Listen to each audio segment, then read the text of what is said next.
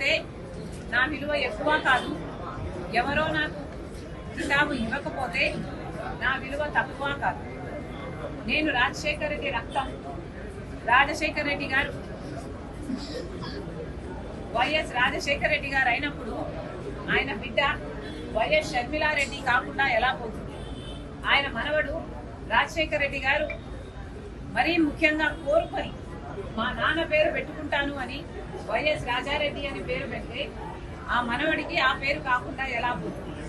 ఎవరు ఎన్నైనా మాట్లాడచ్చు వాళ్ళ స్వార్థం కోసం, కానీ నిజం ఎప్పటికీ నిలకడగానే నిలుస్తుంది.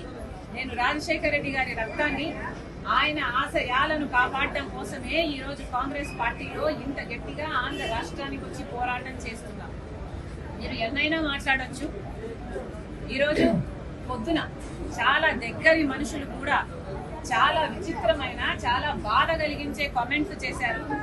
కొండా రాఘవరెడ్డి అన్న నాకు కానీ నా కుటుంబానికి కానీ దగ్గర అనుకున్నా, కానీ ఈరోజు ఆయన కూడా నా మీద నేను పాదయాత్ర ఎందుకు చేశాను అన్న దాని మీద ఆయన ఏదో అక్కడ ఉన్నట్టు, ఆయన బావుమర్ది అక్కడ సూపరింటెండెంట్ అయినట్టు, ఆయన అంతా విన్నట్టు ఏదేదో చెప్పారు. నేను పాదయాత్ర చేయాలి అని భారతమ్మ అడిగితే నేను పాదయాత్ర నేను చేస్తాను అని నేను అడిగినట్టు చెప్పారు.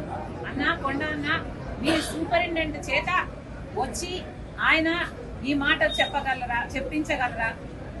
మీరు మీ దేవుని మీద, మీ బిడ్డల మీద ప్రమాణం చేసి జరిగింది ఇది అని ప్రమాణం చేయగలరా మీడియా ముందర? నేను ప్రమాణం చేయగలను జరిగింది అది కాదు అని. నేను పాదయాత్ర చేస్తాను అని నేను ఎప్పుడూ అడగలేదు. నన్ను కోరితే నేను ఒబ్లైజ్ చేశాను తప్పితే ఇది నిజం కాదు అని నేను నా బిడ్డల మీద, నా దేవుని మీద ప్రమాణం చేసి చెప్పగలను. ఇదే స్థాయిలో మీరు చెప్పగలరా?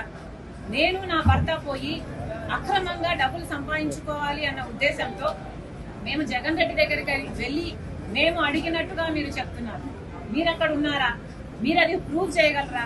కనీసం నేను విజయవాడకు ఆ ప్రమాణ స్వీకారం రోజు తర్వాత ఒక్కసారి ప్రైవేట్ అఫైర్స్ విషయంగా పోవడం తప్పితే, అది కూడా విజయమ్మ గారితో సహా నా భర్తతో కాదు పోవడం తప్పితే, మొన్న పెళ్లి కార్డు ఇచ్చేంత వరకు నేను ఎప్పుడూ పోలేదు. పోనీ నేను వెళ్ళానని మీరు ప్రూవ్ చేయండి, మీ మాట నిజం అనిపించుకుందాం. ఎందుకన్నా దేవుడు చూస్తున్నాడు. మీరు నిజాలు నిక్కచ్చిగా చెప్పేట్టుకుంటే మీ విలువ పెరుగుతుంది. కానీ ఒక ఆడపిల్ల మీద అబాండాలు ఇలా వేస్తే, రాజశేఖర రెడ్డి బిడ్డ మీద మీరు అబాండాలు వేస్తే ప్రజలు గమనిస్తున్నారు. దయచేసి ఇలాంటివి చేయకండి. నేనుగా నిస్వార్థంగా పాదయాత్ర చేశా. నిస్వార్థంగా జగన్మోహన్ రెడ్డి గారు ముఖ్యమంత్రి కావాలని కోరుకున్నా. ముఖ్యమంత్రి అయినాక నాకు ఈ పని కావాలని కానీ, నాకు ఈ పదవి కావాలని కానీ నేను ఏ రోజు కోరిన దాన్ని కాదు. దీనికి సాక్ష్యం మా అమ్మే. ఈ విషయాలన్నీ అమ్మకు తెలుసు. మీకు దమ్ముంటే అమ్మ చేత చెప్పించండి.